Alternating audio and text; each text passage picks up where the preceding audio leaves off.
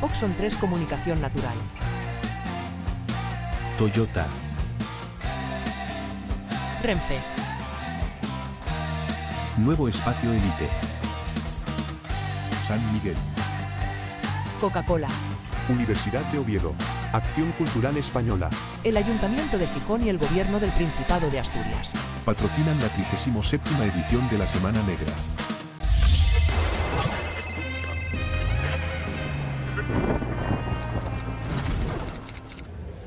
Bueno, como tenemos el tiempo tasado, tenemos que empezar para terminar en hora y no incurrir en sustracciones de tiempo de otros eventos, ¿eh?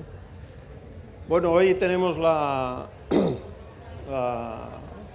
oportunidad y el placer de presentar uno de los últimos libros editados por la Fundación José Barreiro, que como ustedes conocen es una fundación con más de 40 años de vida, vinculada al Partido Socialista, a la Federación Socialista Asturiana, que durante muchos años ha trabajado en la recuperación de la memoria histórica del Partido Socialista y en general del movimiento obrero en Asturias. Son muchas las publicaciones que ha hecho la Fundación a lo largo de estos años, muchas de ellas escritas, coordinadas y dirigidas por Adolfo Fernández, que fue director de la Fundación durante muchos años, que desgraciadamente falleció hace algo más de un año y que dejó, entre otras cosas, escrito este libro, Memoria de la Resistencia Democrática Asturiana, el volumen 1. El volumen 1 de 6 testimonios que son los 6 de los 100 que durante un tiempo consiguieron trabajar, recoger de forma plural, porque no solamente testimoniaron su vida de lucha en favor de las libertades y la recuperación de la democracia, dirigentes y militantes socialistas, sino también dirigentes y militantes comunistas y anarquistas. De hecho, como ustedes pueden comprobar en este libro, aparecen, además de 3 socialistas, Horacio Fernández Cincuanzo, que evidentemente no voy a extenderme sobre su personalidad, para eso está con nosotros hoy Laura González, que evidentemente fue conmilitona, camarada de Horacio durante muchos años, que sigue siendo militante del Partido Comunista, si no estoy equivocado, que consecuentemente tiene mucha más autoridad que yo para hablar de Horacio. Es verdad que yo a Horacio lo conocí y lo traté bastante, ¿eh? Entre otras cosas, tuve la oportunidad en la primera legislatura del Congreso de los Diputados, después de aprobarse la Constitución. Fuimos compañeros en la Cámara, en el Congreso, y teníamos la costumbre de viajar en tren. Un tren que tiene poco que ver con los trenes de ahora. Ahora a mí me hace gracia cuando nos quejamos, no voy a decir la gente se queja, nos quejamos de demoras y de retrasos, cuando el expreso Costa Verde, que salía de Gijón a las 10:30 de la noche, y aparecía en Oviedo a las 11:30 más o menos, y llegaba a Madrid teóricamente a las 8:30. Digo teóricamente porque a Horacio y a mí nos tocó más de una vez llegar tarde al pleno del Congreso porque se había retrasado el tren. Bueno, al margen de anécdotas o de pequeñas con Horacio tuve la oportunidad durante unos años de compartir muchas cosas, de hablar.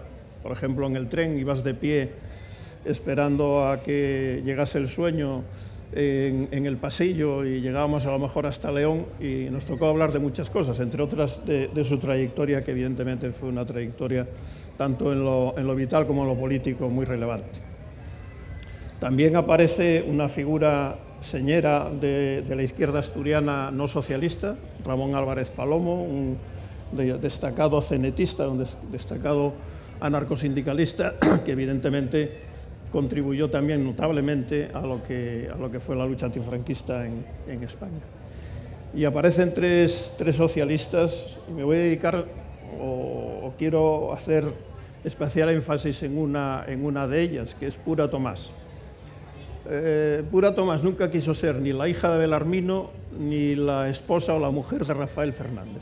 Siempre quiso ser Pura Tomás, militante, combativa, comprometida, leal con sus ideas, leal con la organización a la que perteneció toda su vida, leal con su familia. Tuvo la desgracia de tener que vivir y padecer hechos y sucesos gravísimos, como que se le muriera un primer hijo en un campo de concentración en el sur de Francia, en Argelès. Tuvo después la no buena suerte de tener un hijo discapacitado con gravísimos problemas durante muchos años, y a pesar de eso siempre fue una mujer alegre, solidaria, abierta, positiva, que yo tuve la suerte de compartir con ella bastantes años en la dirección de la Federación Socialista Asturiana, y de ella aprendí muchas cosas. La primera es que lo colectivo siempre está por delante de lo individual, que lo importante es someter los intereses de lo colectivo, de lo social y de lo plural por encima de los intereses individuales. Y en eso, pues Pura siempre tuvo una gran capacidad de renuncia. Yo recuerdo que en algunos momentos, bueno, que siempre hay difíciles en una organización, como cuando tocaba tomar decisiones respecto a si Rafael Fernández, que era su marido, debía seguir siendo presidente del Principado o no, pues recuerdo con su capacidad y su interés habitual decir: me vais a permitir que no me pronuncie sobre eso. Pero fue lo único que dijo en una reunión de la Ejecutiva Federal. A estas alturas, como eso ya está, ya no pertenece a ningún secreto, ya está desclasificado, pues lo puedo decir. Pero bueno, en Pura y en Horacio, evidentemente, se cristalizan la visión o la imagen de dos personas que dedicaron toda su vida a la lucha en defensa de las libertades públicas y del avance social. Uno en el interior de España, con todo lo que eso supuso de penalidades y de cárcel y de sufrimiento, y Pura con todo lo que significó estar 40 años fuera de su país, teniendo el desgarro del exilio. Entonces, para hablar de este libro y de estas personalidades, hoy nos acompañan Laura González. De Laura yo tengo recuerdos siempre buenos, ¿no? Por lo cual, y eso que entre comunistas y socialistas siempre discutimos. Es difícil, algunas veces llegamos a acuerdos, últimamente a bastantes, pero siempre discutimos, ¿no?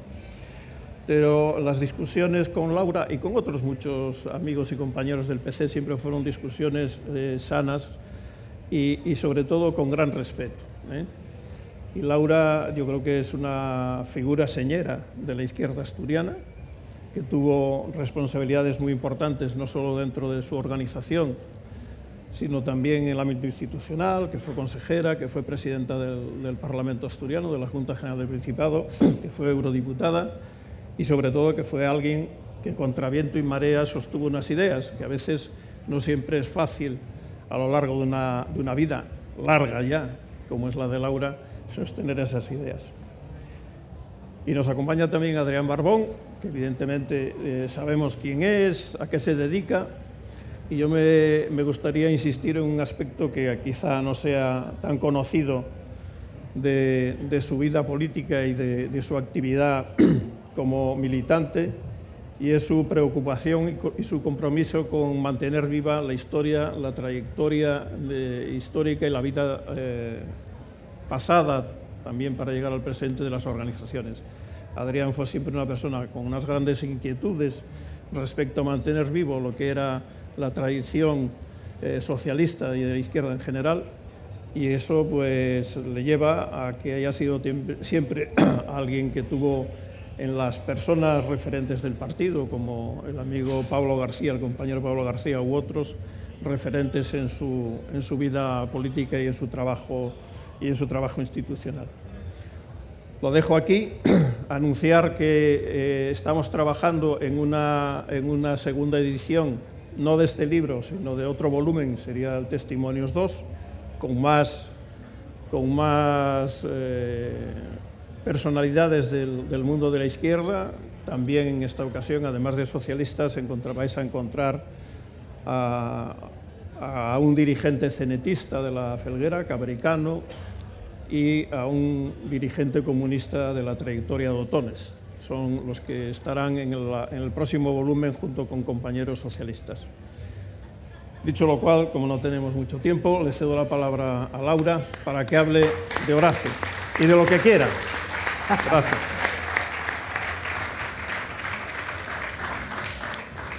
Bueno, buenas tardes a todos. Yo agradezco de nuevo a la Fundación Barreiro que me haya invitado. Ya estuve en octubre en la sede de la Fundación presentando con otros compañeros el libro. Es verdad que a mí lo de figura señera y lo que ponga el cartel de histórica militante suéname rarísimo, ¿eh? Yo prefiero en todo caso decir militante leal, que eso sí que soy a las ideas y a los principios, ¿no? Y efectivamente en aquel momento estaba Faustino, que anda por ahí, díjome, oye, tú vienes aquí y hables de Horacio. Pero es que yo puse a leer el libro, y un libro que tengo muchísimo cariño, y resulta que encuentro a gente que tiene que ver mucho con mi vida. Entonces, estos son testimonios extraordinarios de lucha, de exilio, de sufrimiento, y de lucha sobre todo por la defensa de los trabajadores. Las 5 personas que están aquí tenían un nexo de unión: la lucha por los derechos de la gente y la conexión que tenían con José Barreiro, que yo no lo conocí, tampoco leí su historia, pero debía ser una persona extraordinaria, porque cada uno de los 5 testimonios hablan de su relación con José Barreiro, ¿no? Entonces, eso es lo que les unía. Y tenía que hablar algo de Pura, porque Pura, que para mí fue una luchadora por los defensores de la mujer en primer lugar, defendía los derechos de la mujer en el partido y fuera del partido, pero hay otra connotación familiar que demuestra su solidaridad y su apoyo cuando nuestra familia lo pasó mal, porque teníamos una hermana pequeña, un poco díscola en México, y ella y su familia nos acogieron en México, en su casa, y demostró con eso que no solo era una actividad política solidaria y demás, sino que era una solidaridad personal que nosotros le agradecimos mucho y nunca lo olvidamos. Su lucha por los derechos de la mujer fue hasta el final, porque yo la conocí ya al final de su vida con Rafael y a toda su familia, ¿no?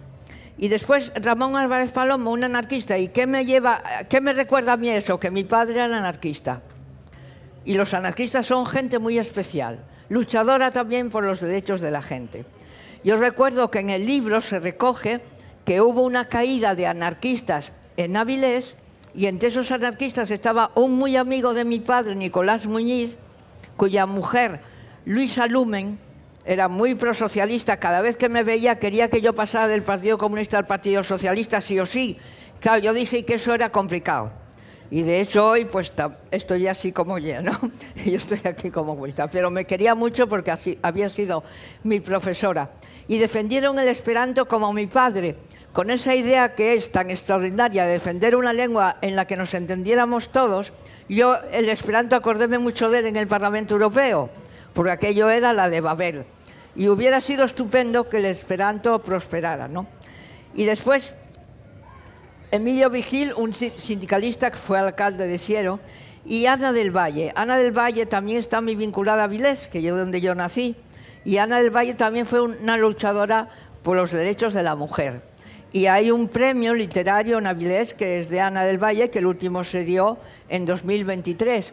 Y también, lo mismo Pura que ella, crearon organizaciones de mujeres antifascistas y comisiones de mujeres en el propio partido, y fue a iniciativa de ellas.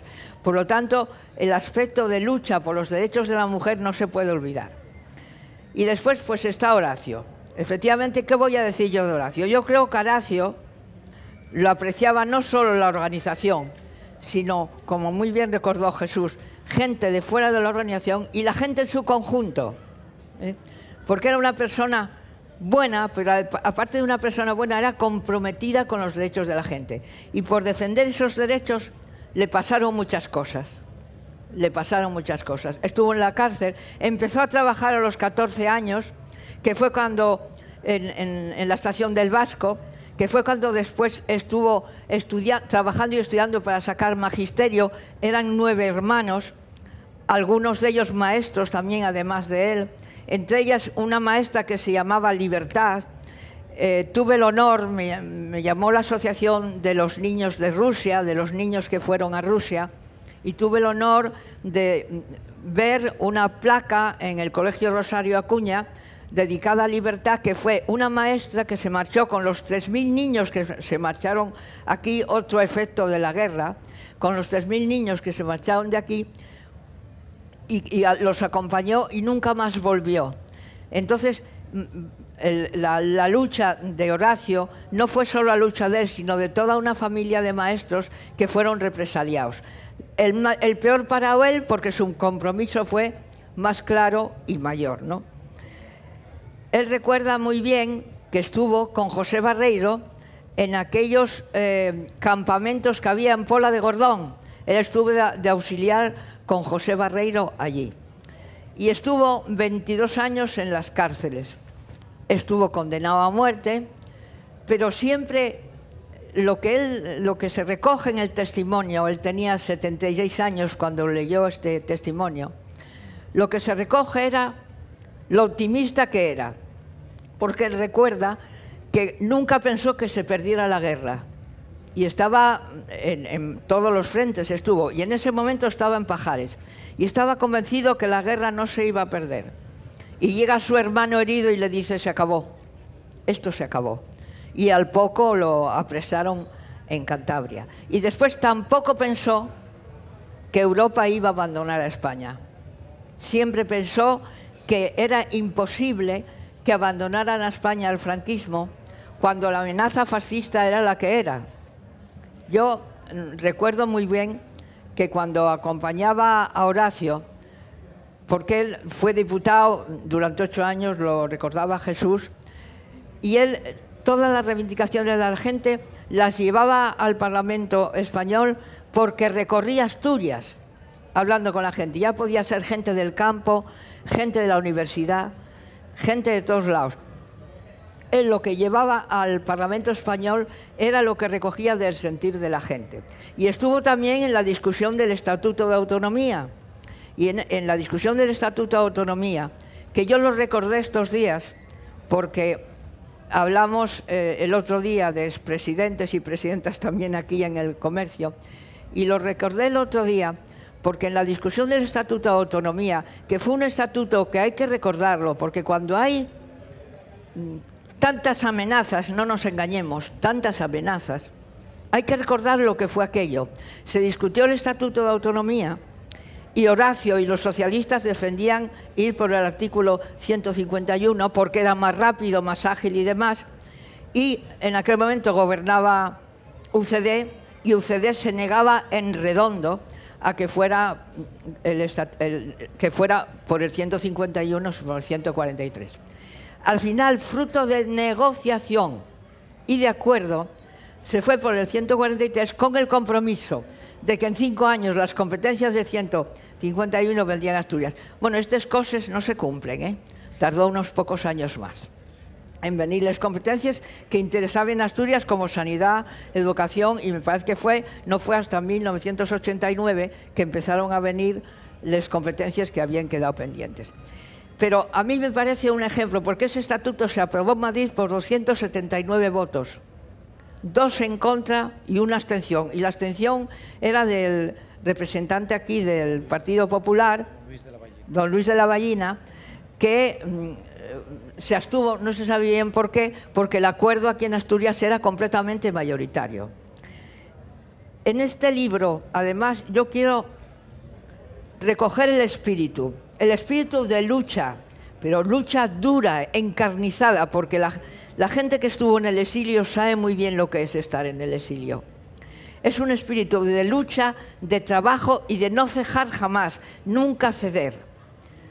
Y en este momento yo no puedo más que ligar la lucha de estas personas, de este libro, y recomiendo que se lea, porque debía de leerse hasta en las escuelas. Recomiendo que se lea, porque pensamos que llegó la democracia por la que ellos tanto lucharon y que los derechos que fuimos adquiriendo hasta hoy son inamovibles y no se pueden perder. Se pueden perder. Se pueden perder. Por eso es tan importante que se lea este libro y que se leyera en las escuelas, para que los jóvenes sepan que lo que hoy disfrutan costó mucho tenerlo y que puede ser que llegue un Milei de turno y lo desbarate todo.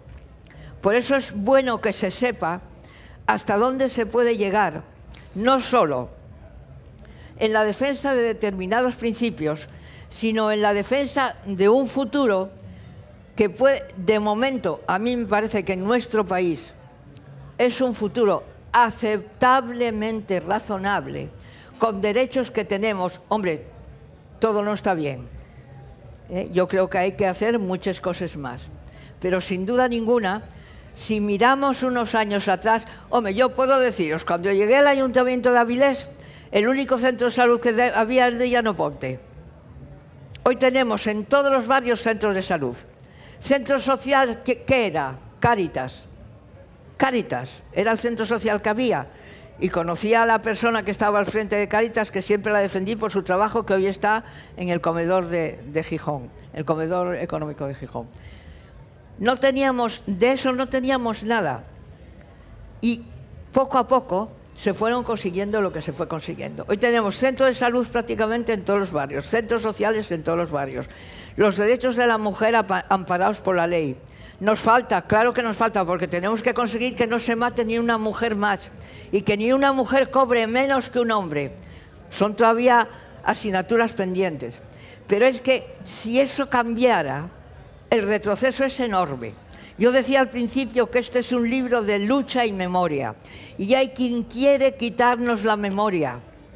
Y si no, miremos en algunas comunidades autónomas donde hay gente que ya se quitó de en medio la ley de memoria democrática, se quita de en medio leyes de igualdad o concejalías de igualdad y se quita de en medio muchos de los derechos que tanto con esta generación tanto luchó por conseguir.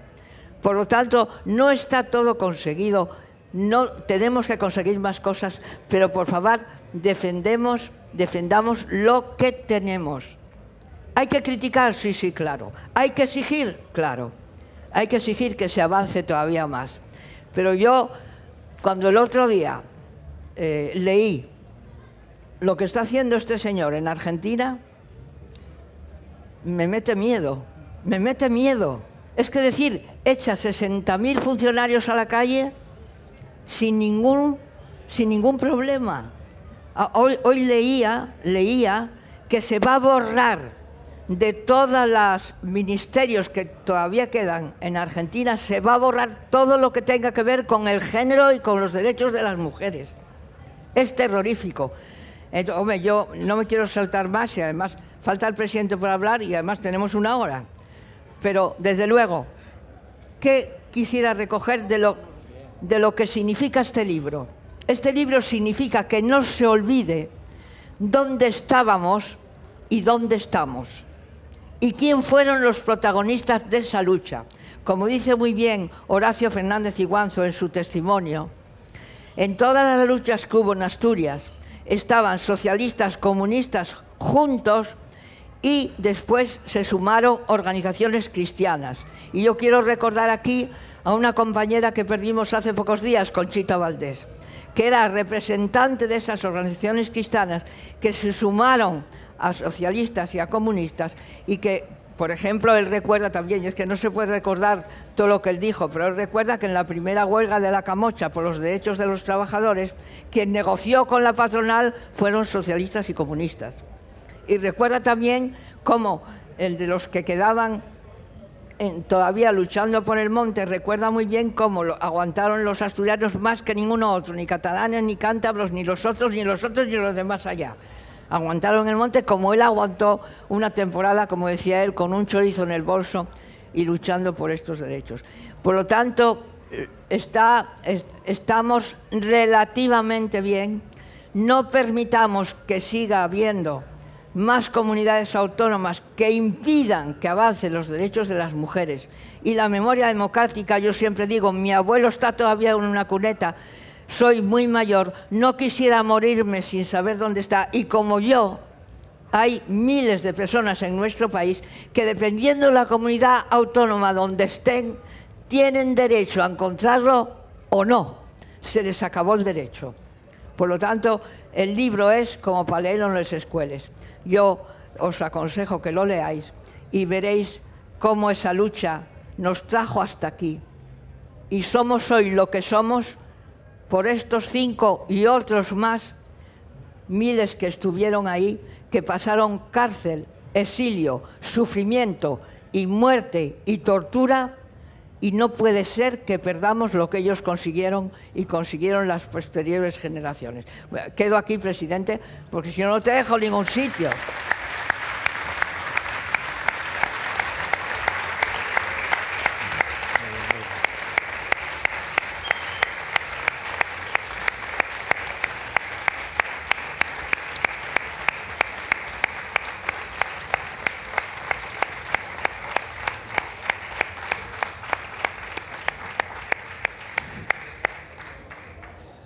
Bueno, pues nada, lo primero de todo yo quiero felicitar a la Fundación José Barreiro, personificada en Suso, personificada en Carmen, la directora, por organizar esta sesión, la presentación una vez más, de este libro que no deja de ser, si me permitís la expresión, un poco el testamento político de Adolfo Fernández. Porque fijaros, ya vendrá una nueva edición, ya se ha dicho, va a haber nuevos perfiles, pero es que estamos hablando de un trabajo que se afrontó en el año 1987 de recopilación de en torno a 100 testimonios de esa resistencia democrática, de esa resistencia que son memoria viva de Asturias, ¿no? Y yo quiero felicitar a la Fundación primero por esta edición, porque junto con aquellas jornadas maravillosas que se organizaron en la cárcel de Oviedo, que yo creo que tenía todo el sentido del mundo de agradecer a una persona como Adolfo, que entregó literalmente toda su vida a la recuperación de la memoria democrática, y no solo de la memoria de los socialistas, que por supuesto, porque era donde él participaba de una forma más activa, pero también del conjunto de la izquierda, y aquí lo vemos en este libro, hay un comunista, hay un anarquista, es decir, la pluralidad de la izquierda, esto que ahora llamarían la izquierda plural, ¿no? Pues hay representación de todos. El mejor ejemplo, la mejor manera de testimoniar ese recuerdo a Adolfo, yo creo que es a través de sus libros, que Adolfo nos siga hablando a través del libro. Así que a mí, yo, desde luego, cuando recibí el ejemplar, yo sentí emoción porque me acordé muchísimo de Adolfo y cuánto hubiera disfrutado él de ver esta edición, ¿no? Así que ese segundo volumen, desde luego, Suso, todo el apoyo. Y en segundo lugar, la verdad que para mí es un honor, inmenso honor, poner voz a la Federación Socialista Asturiana, poner voz al Gobierno del Principado en este acto en el que están presentes pues dos titanes de la transición política de esta comunidad autónoma. Suso, que preside nuestra fundación, pero no hay que olvidar que Suso fue una referencia fundamental, un pilar fundamental en el socialismo asturiano de la transición y de los primeros años hasta llegar a los años 90. Es decir, en torno a él, no hay que olvidar nunca, se reconstituyó eso que era la Federación Socialista Asturiana, que, como muy bien dice Pura, cuando ella vuelve del exilio, bueno, aquello que se decía que cabía en una caja de zapatos en cuanto a la organización, que era una organización clandestina, una organización oculta, una organización débil, pero que en el año 75, cuando tienen claro que hay que abordar la reconstitución formal del PSOE por un lado, de la Federación Socialista Asturiana en este caso, de la UGT por otro, o de las propias Juventudes Socialistas, bueno, pues Suso, un joven de 20 años, y a mí me gusta recordarlo siempre, en aquel momento los más veteranos del partido le deciden confiar el liderazgo de la organización, de la Federación Socialista Asturiana. Y no llevó nada mal el liderazgo, porque fue elegido en el 75, en el 77, las primeras elecciones democráticas, el Partido Socialista, la Federación Socialista Asturiana, fue la fuerza política más votada en aquellas elecciones generales del 15 de junio del 77, y lógicamente luego vendrían otros muchos más triunfos, como las elecciones del 82, como las elecciones del 83 o la propia construcción autonómica, ¿no? A mí me gusta reivindicar la figura de Suso porque creo que es imposible entender el socialismo asturiano. Yo no estoy en el libro. no está en el libro, pero déjame decirlo, la mesa sí está. No, sería imposible sin contar la figura de Suso. Y decía que el otro titán es Laura. Laura es una referente indudable de la izquierda, del conjunto de la izquierda asturiana y particularmente del Partido Comunista y de Izquierda Unida. No se puede entender la historia de la izquierda política asturiana y la historia de Izquierda Unida y del Partido Comunista sin Laura. Fue concejala en el año 79. Fue diputada autonómica, la primera mujer presidenta de la Junta General del Principado, que hoy ya lo vemos como normal, ¿no?, que puedan mujeres acceder al poder, pero hay que pensar que en aquel Parlamento, en el año 91, ni mucho menos era lo habitual que hubiera mujeres ampliamente representadas. Por ejemplo, a mí me gusta recordarlo siempre, el primer acceso de mujeres al gobierno con 2 consejerías fue en el año 87, es decir, estamos hablando de algo muy lejano, ¿no? Luego fue eurodiputada, 10 años largos, luego a su vuelta volvió a acceder al gobierno autonómico, fue consejera con Tini Areces y ha sido siempre una protagonista activa, pero es que fue una luchadora también antifranquista, igual que Suso, en el periodo de la transición, porque lo llevaban dentro, porque llevaban el compromiso. Y ahora sí voy a hablaros del libro y de las personas del libro que ha testimoniado muy bien Laura. Lo primero que tenemos que ser conscientes es que, aunque nos parezca mentira, si no hablamos, si no recordamos, los recuerdos desaparecen y mueren, y con ellos mueren las personas. Es decir, si nosotros no somos capaces de legar a los que vienen detrás de nosotros lo que es la historia colectiva de nuestras organizaciones o lo que es la historia colectiva de la izquierda, esto con los años desaparece, porque los testimonios, aunque van pasando de generación en generación, cada vez llegan menos y llega un momento en el que sencillamente mueren. El hecho de recoger 5 biografías, algunas de ellas nos parecen más conocidos, yo incluso para mí algunos de ellos eran desconocidos, pero es verdad que incluso los más conocidos, si hoy sales ahí a la calle y preguntas, por ejemplo, a gente joven que pase por el camino, que nos encontremos ahora con ellos, y le preguntamos seguramente los 2 más conocidos, que son Pura Tomás, Horancio Fernández Iguanzo, el paisano, les preguntamos a los jóvenes que pasan por ahí quién eran, nos encontraremos con la sorpresa de que solo una minoría lo reconoce.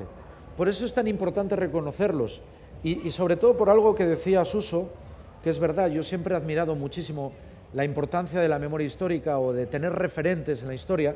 Yo me siento heredero de una generación política. Yo no soy un adanista, no creo que conmigo empieza nada, por suerte, sino todo lo contrario. Yo creo que como mucho puedo aspirar a que conmigo continúe todo, y eso es muy importante, ¿no? El sabernos aves de paso y sabernos que somos eslabones de una cadena que se van encadenando los unos con los otros, que va muy atrás, pero que continúa en el tiempo. Y este libro viene a remediar esa ausencia de memoria. Viene a decir y a ofrecer a la gente joven que va llegando a la reivindicación, que va llegando al cuestionamiento de la política, decirles quién eran ellos, decirles por qué era importante su testimonio. Y Laura apuntó algunos elementos, porque a ellos les debemos la democracia. La democracia no fue un regalo que nadie diera o una carta otorgada. La democracia costó, fue arrancada de raíz. Y sí, luego fue fruto del acuerdo con aquellos que les tocó desde el régimen hacer la transición y que entendían que era insostenible la situación.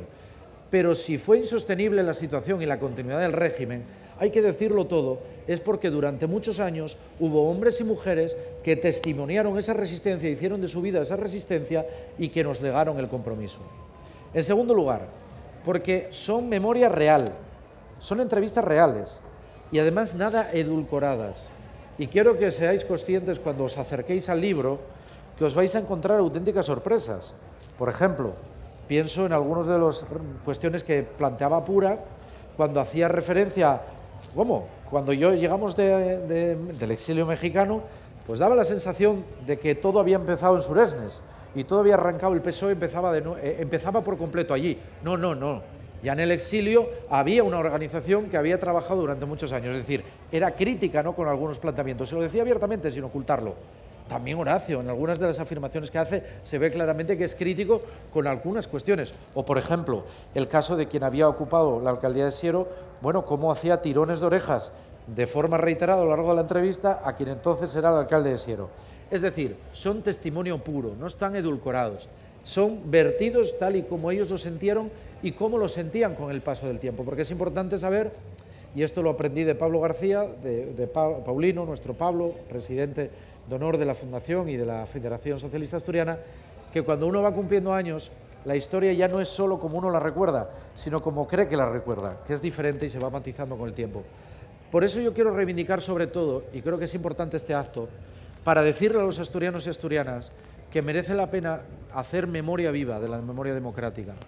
Porque nada comienza con nosotros y por suerte, insisto, nada tiene que acabar con nosotros. Y porque además, lo decía muy bien también Laura, vivimos en un mundo en el que, por ejemplo, buscar a tu abuelo o a tu abuela o a tu bisabuelo o bisabuela que estén en una cuneta, dependiendo del código postal en este país es diferente. Hay comunidades autónomas que no lo favorecen en absoluto, que falsean, rompen con las leyes de memoria democrática, que es una gran conquista y un gran triunfo de la izquierda y de la memoria democrática después de generaciones enteras. Bueno, pues hay lugares en los que sencillamente han desaparecido, se sustituyen por mal llamadas leyes de concordia, que no son ninguna legislación de concordia, sino que lo que quieren es nuevamente volver a poner el pie sobre aquellos que fueron vencidos en la guerra civil y que sufrieron, no es que estalló la paz, sino que fue la represión de la mal llamada victoria sobre aquellos que pensaban de forma diferente.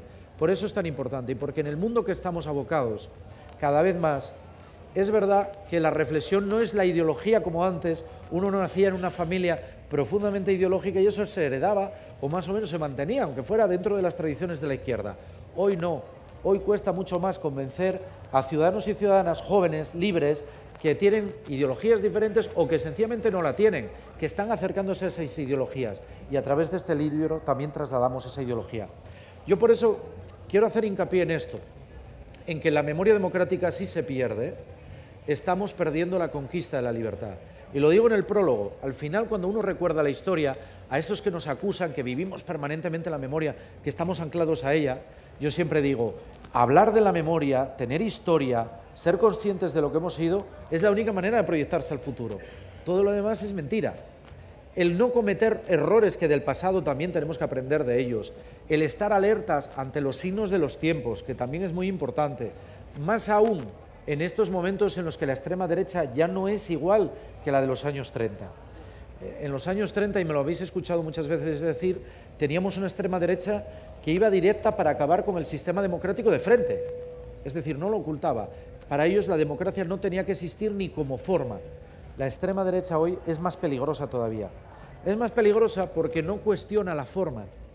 Dice, nosotros no queremos acabar con la forma, pero si uno analiza el contenido de lo que nos queda de la democracia es como si esta mesa, entra la termita en ella y va carcomiendo. Si uno ve la mesa desde lejos, se encuentra con que la mesa sigue teniendo forma de mesa, pero si la toca, está por dentro carcomida y totalmente destruida. La democracia dejó de existir. Esa es la extrema derecha que ahora nos enfrentamos. Y es una extrema derecha peligrosa, ya no solo pienso en Vox, pienso en otros fenómenos como Alvise, este que surgió en las elecciones europeas, en la que hoy leíamos, por ejemplo, que el 70% de sus votantes eran jóvenes varones menores de 44 años. Y tenemos que hacer también una reflexión de qué está pasando para que tengamos el problema de que jóvenes varones menores de 40 años, por ejemplo, voten de forma importante a proyectos políticos fundamentados o basados, ya no digo en la mentira o en una ideología que no compartamos, no, es mucho más grave, en el bulo, en la generación de noticias falsas, en el ser capaces de atacar directamente a la democracia, de cuestionar los pilares fundamentales de la libertad, en hacer en nombre de la libertad, poner en cuestión todo lo que hemos construido, en nombre de la libertad, y lo decía también Laura, en Argentina estamos viendo, se está destruyendo todas las conquistas sociales en un país que lo está pasando francamente mal y que ya no tiene red de cobertura social, en el que lleva al abismo a millones de compatriotas. Bueno, pues todo esto está pasando en el mundo en el que vivimos. Por eso este libro, esta memoria de la democracia, esta memoria de la resistencia democrática asturiana, es sin duda un testimonio que nos legó Adolfo y que nos tiene que servir, ¿para qué? Para vacunarnos frente a la intolerancia, para vacunarnos frente al pesimismo también, porque igual que digo todo esto, yo lo que no quiero que caigamos todos en el pesimismo. La izquierda no puede ser pesimista, la izquierda tiene que tener el reto de ser siempre una izquierda de esperanza, porque una de las cuestiones que no podemos obviar es que si estos hombres y mujeres, si los que me acompañan, si millones de otros compatriotas en nuestro país mantuvieron alta la bandera de la libertad, la democracia, en un periodo en el que era muy difícil y se pagaba primero con la muerte o el exilio y luego con la cárcel, el defender esa libertad, si lo fueron capaces de mantener fue porque nunca perdieron la esperanza.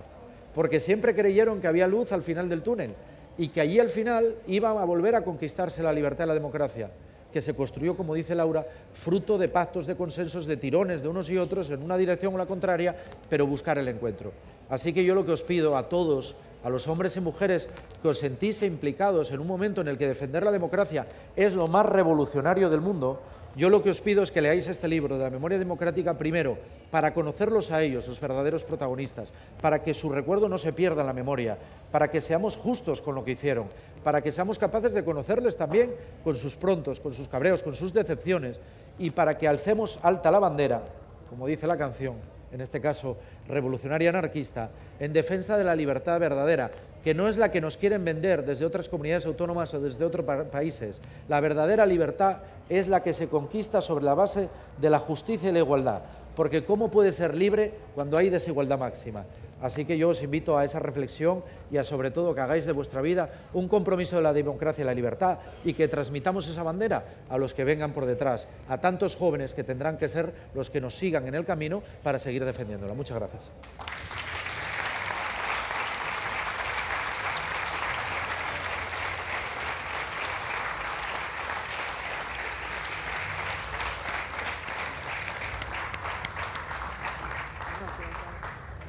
Muy bien, muchas gracias.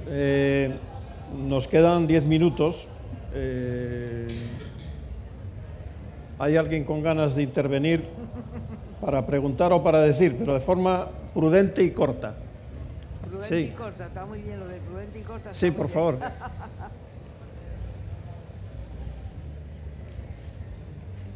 Bueno, ¿se oye? Vale, ahora sí, ¿no?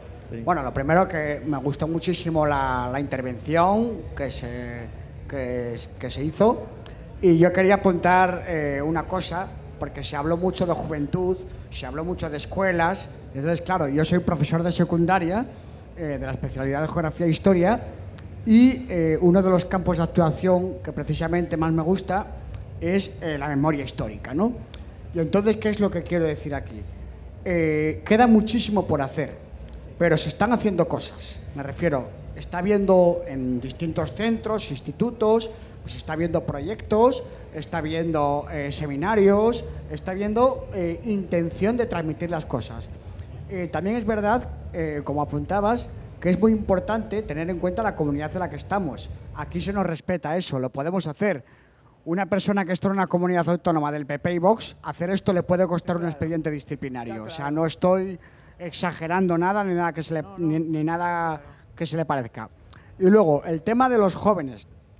Este tipo de libros sí que es muy importante llevarlos cada vez más a las aulas. Además, ahora la ley nos respalda enseñar memoria histórica, porque, veréis, Alvise consiguió 800.000 votos, si no recuerdo mal.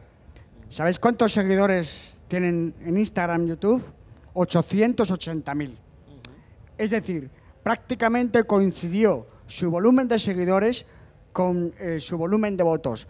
¿Qué pasa? Que yo creo que aquí lo que tenemos que hacer es una reflexión muy importante de cómo trasladar todas nuestras ideas y todas estas cuestiones tan importantes de cómo se pelearon por los derechos, para que ser conscientes de que esto no se puede perder, porque muchos jóvenes ahora, los jóvenes que nacieron en libertad, es que no se imaginan otro mundo.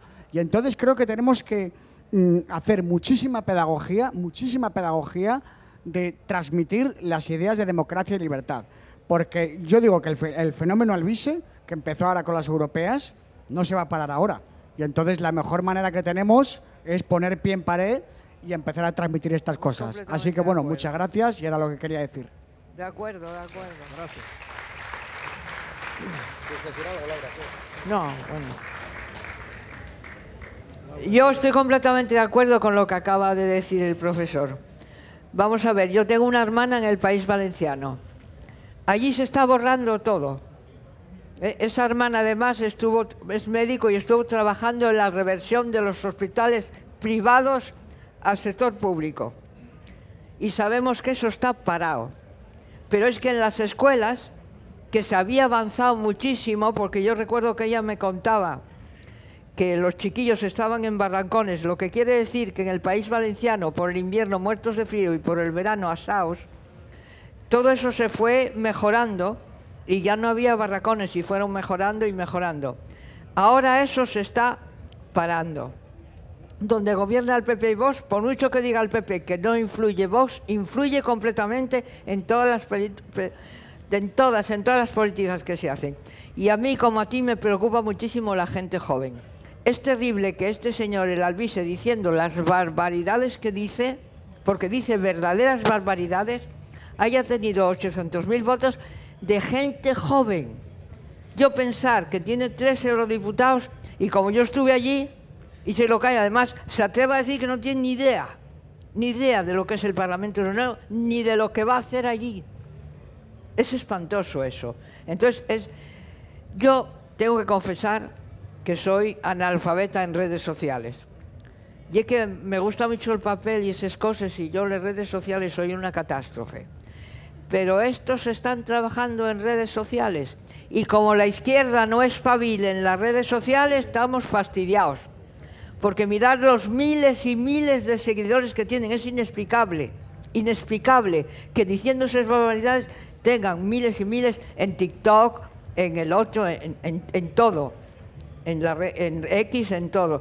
Tienen miles y miles y ahí sí que tenemos que entrar, sea como sea.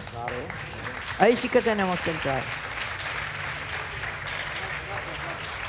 No, solo por apuntar una cosa al hilo de lo que dice Laura. Y no tiene que ver, pero tiene que ver con la memoria democrática, que efectivamente, porque la alternativa a lo que representa, por ejemplo, en Asturias, el Gobierno de Unidad Progresista y Reformista que sustenta la Federación Socialista Asturiana y Convocatoria por Asturias Izquierda Unida, es PP con Vox. Además, ellos en el sumatorio ya lo calculan, ¿eh? Eso primer punto que tenemos que tener. Y segundo, acaba de decirlo Laura, hay un problema cuando nos ponemos estupendos con el tema de las redes sociales, desde la izquierda, decimos, en las redes sociales no existe un debate real. Y posiblemente sea cierto, pero es que en las redes sociales hay que estar, porque hay mucha gente joven cuyo único medio de comunicación, de recibir información sobre la política, es en redes sociales. Y yo cuando a mí me critica la oposición por la presencia en redes, bueno, en realidad me critican porque lo que quieren es que no esté, porque que les deje el campo ancho. Pero es que hoy el combate, no nos engañemos, del futuro, para ser capaces de llegar a gente que de otra manera no vamos a llegar, sino es en redes sociales. Claro. Que un fenómeno como Albise, sin ninguna presencia en los medios de comunicación tradicional, cero, sin ningún tipo de anuncio electoral, cero, sin ningún tipo de propaganda tradicional, cero, consiga, pues eso, casi 900.000 votos, lo que nos indica es que ahí hay que estar y dar la batalla también. Así que yo desde luego, y coincido con Laura, y que lo diga ella tiene más valor todavía, porque es verdad que solemos tener la tendencia de no se puede jugar, y claro que se puede jugar, porque cada vez más hay muchos activistas, mucha gente, incluso, yo me acuerdo Maricuela, que hace poco que nos dejó, Maricuela hasta no hace mucho, recordaréis, en Facebook publicaba de forma permanente, incluso retransmitía y ponía comentarios. Y qué importante es que todos te entendamos, todos los que estamos aquí y toda la gente que nos escuche, que entienda que cada uno de nosotros es un emisor en redes sociales y que si nosotros no emitimos y combatimos los discursos del odio, los que ganan son los discursos del odio. Está claro.